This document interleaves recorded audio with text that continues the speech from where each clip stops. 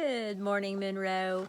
Today is Tuesday, April 21st, 2020. Did you know that today is also National Kindergarten Day? That's right. Are you in kindergarten? Well, if you are, this is your special day. And we want to give a big shout out to our Monroe kindergarten teachers, Mrs. Pogue, Miss Liddell, and Miss Rother. We hope that you and all of your students have a terrific day today. And here's our library announcement from Mrs. Hutcherson. Today's type of poetry is easy and fun. It's called Book Spine Poetry, and some of the fourth graders may already have done this recently. Take some books and look at the titles on the spines. Arrange the titles into a poem. That's all there is to it. If you come up with a really good one, send it to Mrs. Hutcherson. She really wants to see it, and she might be able to share it. She's going to show you an example here. Oh, David, hey, wake up. Underwear do's and don'ts, because, David. Our Fact and Fiction Friday has been solved. However, you can still do your own research. Here's fact or fiction, true or false. You look it up and you decide. James Monroe invented the first folding ladder. Check that one out. Now for our Mystery Staff Member of the Week. Here are the clues that we've had so far. This person graduated from OU, has been with Norman Public Schools 14 years, wanted to be a teacher when she grew up, and now here's some new clues. Her favorite books to read are Ramona and Junie B. She laughs the most about life.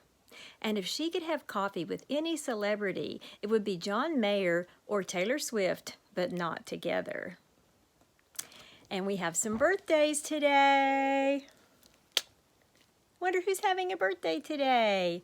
It's Taylor in 4th grade and Soraya in pre-K. We hope you have a really terrific birthday today. Now over to Miss Ryber. See you next time. Good morning, Monroe Mustangs. I really miss seeing you every day. Today I'm going to read a book aloud to you. It's called The Legend of the Bluebonnet. And it's actually bluebonnet season in Texas. The state flower of Texas is the bluebonnet. And so I hope you enjoy this story. I have permission to read this story from Scholastic Publishing Company. Enjoy the story and have a wonderful day. Hope to see you soon.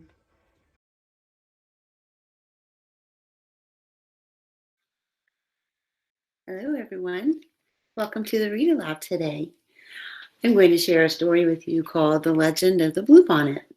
This is an old tale of Texas, retold and illustrated by Tommy DePaola. I chose this book because Tommy DePaola passed away this week. He's one of my favorite authors and illustrators, and so I'm going to read this book in his memory. The Legend of the Bluebonnet, an old tale of Texas. Great spirits, the land is dying. Your people are dying too, the long line of dancers sang. Tell us what we have done to anger you. End this drought, save your people. Tell us what we must do so you will send the rain that will bring back life.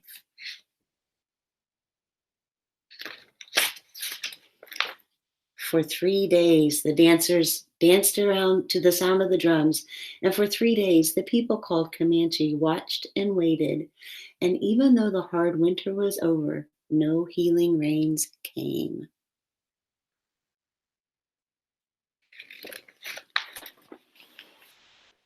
Drought and famine are hardest on the very young and the very old. Among the few children left was a small girl named She Who Is Alone. She sat by herself watching the dancers. In her lap was a doll made from buckskin, a warrior doll. The eyes, nose, and mouth were painted on with the juice of berries. It wore beaded leggings and a belt of polished bone. On its head were brilliant blue feathers from the bird who cries, Jay, Jay, Jay. She loved her doll very much.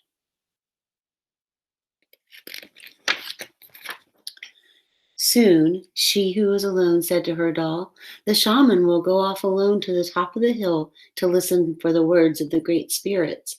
Then we will know what to do, so that once more the rains will come and the earth will be green and alive. The buffalo will be plentiful and the people will be rich again." As she talked, she thought of the mother who made the doll, of the father who brought the blue feathers. She thought of the grandfather and the grandmother she had never known. They were all like shadows. It seemed so long ago that they had died from the famine. The people had named her and cared for her. The warrior doll was the only thing she had left from those distant days.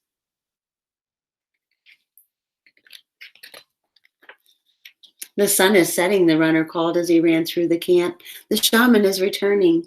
The people gathered in a circle, and the shaman spoke. "I have heard the words of the great spirits," he said. "The people have become selfish. For years they have taken from the earth without giving anything back. The great spirits say the people must sacrifice. We must make a burnt offering of the most valued possession among us. The ashes of this offering shall then be scattered to the 4 points of the earth, the home of the winds. When the sacrifice is made, drought and famine will cease, and life will be restored to the earth and to the people." The people sang a song of thanks to the great spirits for telling them what they must do. "I'm sure it is not my new bow that the great spirits want," a warrior said. "Or my special blanket," a woman added, as everyone went to their teepees to talk and think over what the great spirits had asked. Everyone, that is, except she who was alone.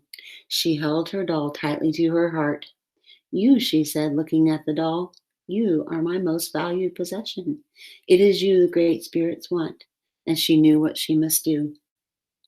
As the council fires died out and the teepee flaps began to close, the small girl returned to the teepee where she slept to wait.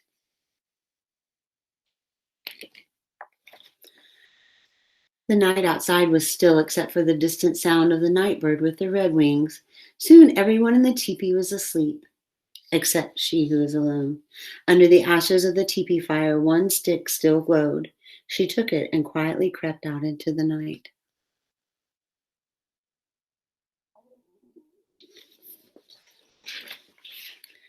She ran to the place on the hill where the great spirits had spoken to the shaman.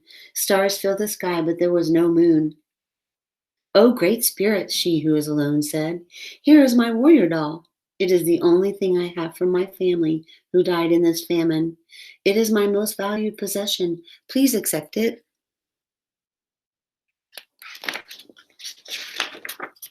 Then, gathering twigs, she started a fire with a glowing fire stick. The small girl watched as the twigs began to catch and burn.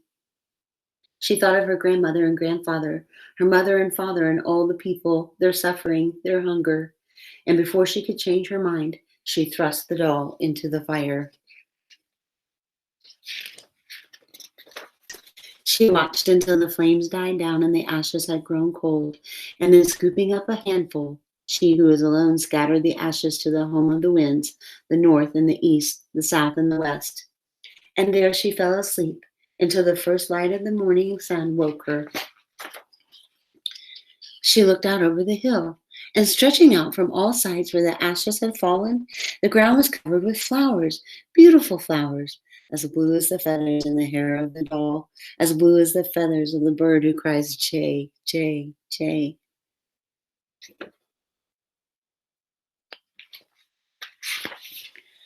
When the people came out of their teepees, they could scarcely believe their eyes. They gathered on the hill with she who was alone to look at the miraculous sight. There was no doubt about it. The flowers were a sign of forgiveness from the great spirits. And as the people sang and danced their thanks to the great spirits, a warm rain began to fall, and the land began to live again. From that day on, the little girl was known by another name, one who dearly loved her people.